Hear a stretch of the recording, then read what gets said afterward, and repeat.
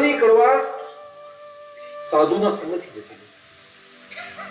તો આપણા જેવા માણસના મનની કડવાશ ગુરુનો સત્સંગ સાંભળવાથી કેમ નહીં જઈ શકે? આપણા જેવા માણસના મનના વિકાર ભગવદ્ ગીતા વાંચવાથી, રામાયણ વાંચવાથી, મહાભારત વાંચવાથી, ભાગવત વાંચવાથી, રામચરિતમાનસ વાંચવાથી, ગરુડ પુરાણ વાંચવાથી કેમ ન જઈ શકે? લીમડાની જો કડવાશ જઈ શકતી હોય તો ગુરુના દર્શન કરવા પછી આપણા જીવનની અંદરની તમામ ત્રુટિઓ એ કેમ છૂટી ન શકે? જો લીમડો પોતાનો સ્વાદ બદલી શકતો હોય તો માણસમાં તો બુદ્ધિ છે. એને ખબર પડે છે હું શું કરું ખોટું અને શું કરું સાચું. માણસની અંદર જ્ઞાન છે.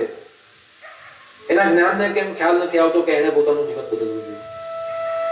વ્યસન કરતો હોય તો વ્યસન છોડવા જોઈએ, ક્રોધ કરતો હોય તો ક્રોધ છોડવો જોઈએ, અહંકાર કરતો હોય તો અહંકારમાંથી બહાર નીકળવું જોઈએ, પ્રપંચ કરતો હોય, તારીમારી કરતો હોય તો એમાંથી એને છૂટા પડવું જોઈએ. લીમડો પોતાનું કડવાપણું છોડી શકતો હોય તો માણસ કેમ? ઘણા વર્ષો પહેલા જયારે સંત જ્ઞાનેશ્વર થઈ ગયા તે સમયે સંત જ્ઞાનેશ્વરની ઉંમર 16 વર્ષની હતી.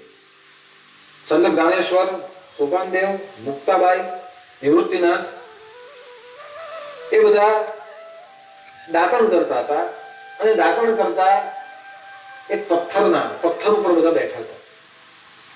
પણ સંત જ્ઞાનેશ્વરની કીર્તિ બહુ ફેલાઈ ગઈ. ત્યાં 1700 વર્ષના ચાંદદેવ હતા. એ ચાંગદેવ જે હતા તેને અહંકાર હતો, હું 1700 વર્ષનું તપ કર્યું છે, મારામાં આટલું બધું જ્ઞાન છે. અને લોકો આ 16 વર્ષના જ્ઞાનેશ્વરની વાત કરે તો ચાહું જઈને જોઉં તો ખરો એનામાં કેટલું જ્ઞાન છે. અને એવું કહેવાતું કે ચાંગદેવ જે હતા તે ચાંગદેવ વાઘની ઉપર બેસતા, હાથમાં સાપની ચાબુક લેતા અને ગામમાં પધરામણી કરવા નીકળતા. હવે એમ કે હું જ્ઞાનેશ્વરને મળવા માટે જાઉં. જ્ઞાનેશ્વર તો 16 વર્ષના એના ભાઈ બહેન નાના હતા, મોઢામાં દાટણ કરતા કરતા પથ્થરના પાટ ઉપર બેઠેલા. એટલે કોઈ આવીને કીધું કે તમને ચાંગદેવ મળવા આવે છે.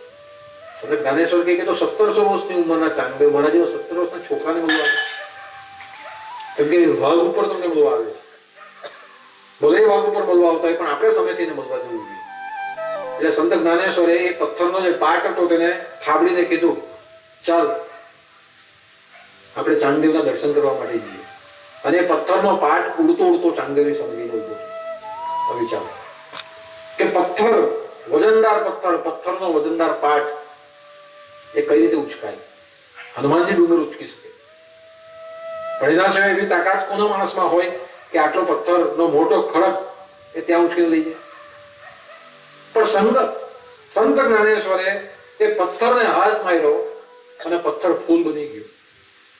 અને પથ્થર ત્યાંથી ઉચકાઈને ચાંગદેવની સામે ગોઠવાયો અને ચાંગદેવનું અભિમાન ત્યાં તૂટ્યું કે હું વાઘ ઉપર સવારી કરીને આવું અને એમાં એમ સમજુ કે હું કેટલો મહાન છું, પણ આ 16 વર્ષના છોકરાએ આટલો મોટો પહાડ ઉચકી લાવીને અહીંયા મારી સામે મૂકી દીધો.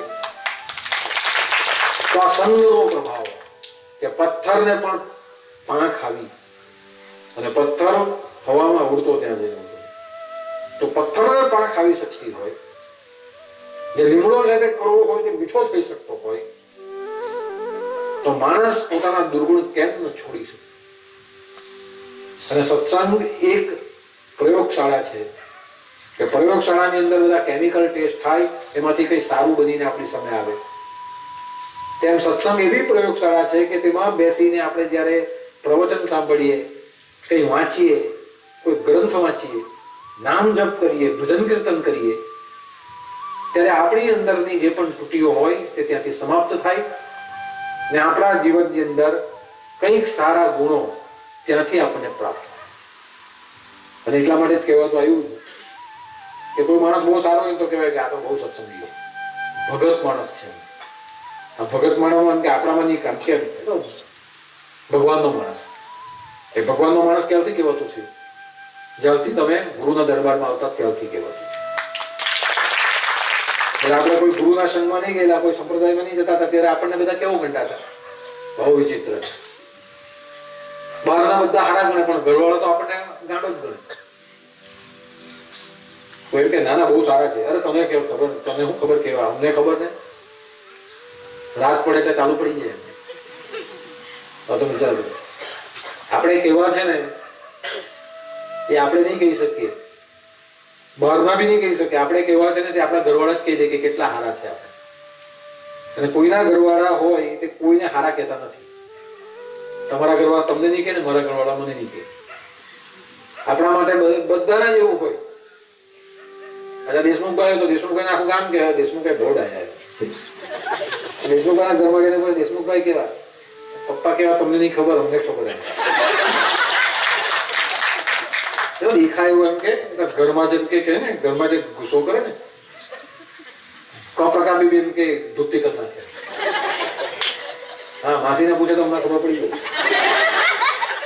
નહીં બોલું તેટલું સારું એમ કે કઈ ગઈ.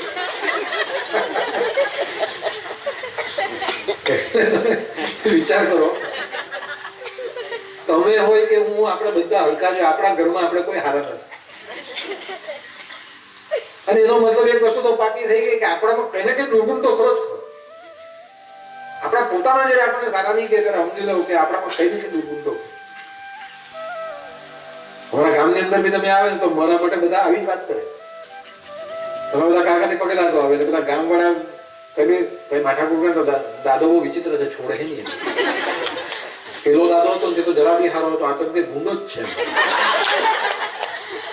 વિચાર કરો તમને મેં ગુંડો લાગું. મારા ગામમાં જો તમે જાઓ તો મારા હાથ 4 માણસ આવી જ વાત કરે. હવે તમે વિચારો કે તમારી હું સ્થિતિ ને મારી સ્થિતિ આપણી હરખી. અને પછી છેલ્લે આપણે એવું માનવું પડે કે એ લોકોને તો દોષ નહીં દેવાય, આપણે જ સુધરવું પડે. તો કહેવાનો અર્થ એટલો છે કે સત્સંગ એ આપણા જીવનમાં એક સુધારણા આપે. અને એટલા માટે જ કદાચ મારું એવું માનવું છે કે યોગી પુરુષો તમામ ઘરે ભિક્ષા માંગવા માટે નીકળતા.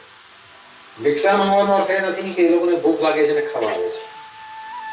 જેને યોગ કર્યો હોય, જેને સંન્યાસ કર્યો હોય, એને તો પોતાની ભૂખને મારી નાખી. એટલે વાયુ ભક્ષણ કરીને જીવતો હોય.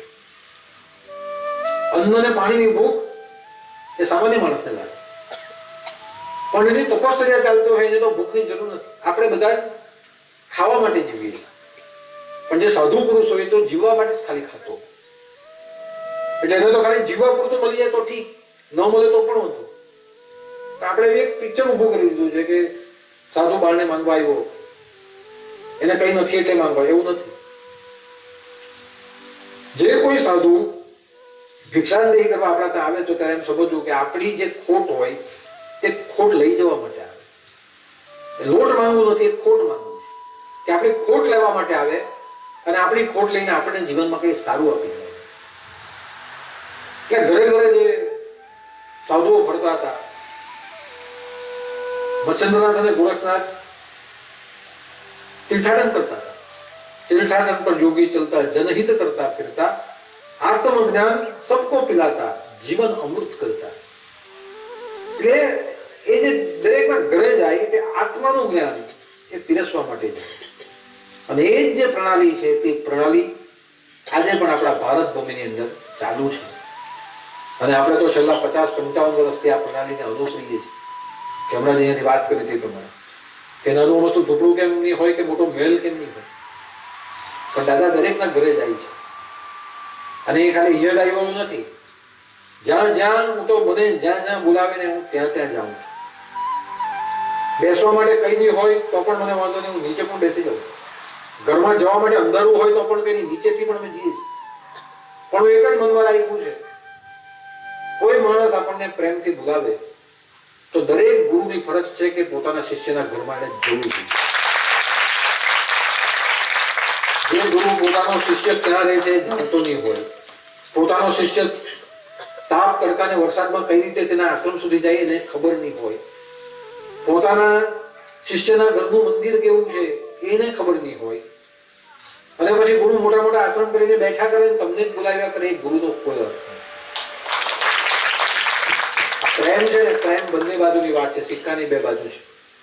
જો શિષ્ય ગુરુને પ્રેમ કરતો હોય તો ગુરુએ એના પર અપાર પ્રેમ કરવો જોઈએ. અને એટલા માટે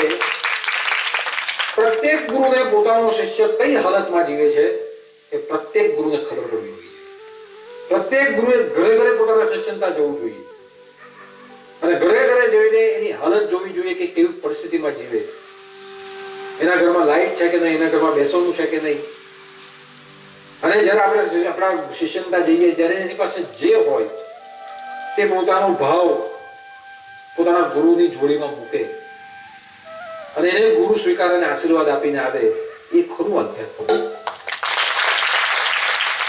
આગે મોટા મોટા આશ્રમો બનાવીને બેઠા જવા અને શિષ્યોને ભેગા જ કર્યા કરવાના, એનો કોઈ જ નથી.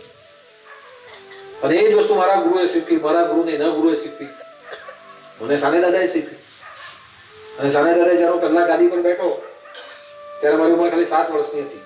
મને તો ખબર બી નહીં પડતી હતી કે આ બધું હું ચાલી રહ્યું છે. પેલું કે ને પેલું બકરીના બચ્ચાને વાઘની બાજુમાં બેહાડીએ તો બકરીનું બચ્ચું કેવું બેસી જાય, એવી મારી હાલત થઈ ગઈ. 7 વર્ષનો હતો અને બાજુમાં બેહાડી દીધો. કદાચ દેશમુખભાઈ આવ્યા હોય એ પ્રસંગમાં તમે કદાચ ખરા કે 23 એપ્રિલ અમર દિવસ નીછાભાઈ હતા.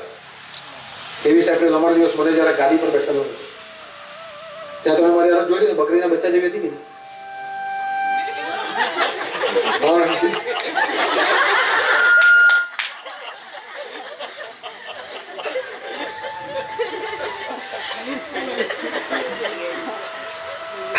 આજે એમને બરાબર ખબર પડી કે આવી હાલત હતી. દાદા ત્યારે અમે એવું વિચારતા કે દાદા હવે ખાને દાદા ગયા, હવે આ નાનું મારું પોતાનું હતું એવું વિચારતા કે છાને દાદા જાય પછી આ નાનું છોકરો અત્યારે તો હાવ હવે અમને કેવી રીતે આ દાદાનો પ્રેમ અમને કેવી રીતે મળશે એવું અમને થતો જ, મને પોતાને થતો જ કેવી રીતે ચલાવશે. પણ પછી જ્યારે તમે ગાદી પર દાદા ગયા પછી જે ગાદી પર તમે બેઠા અને ગાદી પર છે તમારી અંતરથી જે નીકળી તો આપણા સંપ્રદાયમાં ગુરુ છે ચેલા સવાયા, જેમ ગોરખનાથ મચ્છેન્દ્રસિંહ ગોરખનાથ સવાયા છે તેમ તમે પણ ખાને દાદા કરતા સવાયા છે. અને ત્યારે ખાને દાદાની ઉંમર હતી, મારી ઉંમર બાકી હતી, સાને દાદાની ઉંમર થઈ ગઈ ત્યારે મને મનમાં થતું કે આજે છોટે દાદા છે પણ હવે છોટે દાદાને અમને સમજાવ કે દાદા પાસે જતા કેવી રીતે અમને દાદા પાસે જે પ્રેમ મળતો કેવી રીતે મળશે. ત્યારે એમ થતું કે દાદા હવે તમારી ઉંમર થઈ ગઈ, અમારી જે ઉંમર બાકી છે તમારી ઉંમર થઈ ગઈ. ત્યારે અમને થતું કે આ દાદા જશે પછી અમે કોની પાસે રડીશું, એવું મનમાં થતું હતું. ત્યારે એવું મનમાં થતું કે તમે જશો પછી કોની પાસે રડશું. પણ જ્યારે તમે ગાદી પર આવ્યા ત્યારે અત્યારે મને એમ થાય દાદા તમારી ઉંમર બાકી છે અને અમારી ઉંમર થઈ ગઈ, તમારી ઉંમર બાકી અને અમારી ઉંમર થઈ ગઈ. હવે અમને એમ થાય કે હજુ જીવીએ પણ હવે જીવવાનું શકે શરીરનું એ છે ત્યાં સુધી તો અમારે જવાનું જ છે. એટલે અમને એ વાત જ દુઃખ થાય છે તમે છે અને પેલું ભજન ગાય ને કે મેરી ઉંમર તેરી ઉંમર તેરી એ ભજન બેન છે ઉમર લગ જાય. અત્યારે તો એમ થાય કે બસ આ જીવી લીધું અને આનંદ બી કરી લીધું, તમે ઘરે આવી ગયા બસ હવે મારી ઉંમર તમને લાગી જાય બસ એ જ કલ્યાણ કરું છું. અમારે તો પૂરું થઈ ગયું કલ્યાણ કર્યું કે હવે તમે કહી દીધું કલ્યાણ કર્યું કહી તો જયારે મને જયારે બાજુમાં બેઠો મારી હાલત છે ને એટલે વાઘની બાજુમાં પેલું ખબર વાઘને પકડવા સારું પેલું બકરીનું બચ્ચું બાંધેલું હોય, આવી મારી 7 વર્ષનો હતો આવી હાલત હતી. ફોટા જોજો કોઈ દિવસ વિચાર ગંગા પર મુકાવા ફોટા કે મને ખબર બી નહીં પડી કે આ બધું હું થઈ રહ્યું છે. એ બધું પબ્લિક બધું હવે બેઠે પછી બધા પગે લાગવા માંડ્યા એટલે મને કઈ ખબર નહીં પડી. એટલે ત્યારે મારા કાનમાં દાદાએ મને કીધું દીકરા જે તને પગે લાગે ને તેને તારે પગે લાગવા, જે તને પગે લાગે તેને તું પગે લાગજે. તારે કોઈ બી દિવસ કોઈને આમ નહીં હાથ કરવાનો, તારે બધાને આમ જ હાથ કરવાનો. અને આજે તમે જોયું હશે કે તમે કોઈ પણ મારી પાસે આવે મારો હાથ આમ જ હોય. દરેકના ઘરે પધરામણી કરી છે, આ જેટલા પણ ઘરે પધરામણી કરી કોઈ પણ ઘરે પધરામણીમાં મારો હાથ આમ નથી થયો. 5 માણસ દર્શન આવ્યા, 10 માણસ દર્શન આવ્યા, હું આમ જ હાથ કરીને બેઠો. આ તે દિવસે ગુરુએ આ આચરણ આપી દીધું કે તને કોઈ પણ પગે લાગે આશીર્વાદ નહીં આપતો, જે તને પગે લાગે એને તું પગે લાગે, જે તારી પૂજા કરે એની તું પૂજા કર, જે તારી સામે આવે એનામાં તું ભગવાન જોજે. અને એ જ દ્રષ્ટિ મને મળી અને આજે હું તમારામાં પણ ભગવાનને જ જોઉં. તો અહીંયાથી આપણે ખ્યાલ આવે કે ગુરુના સંગમાં જવાથી, એક વાક્ય ગુરુનું પડવાથી માણસનું જીવન ક્યાંનું ક્યાં ખોવાઈ જાય.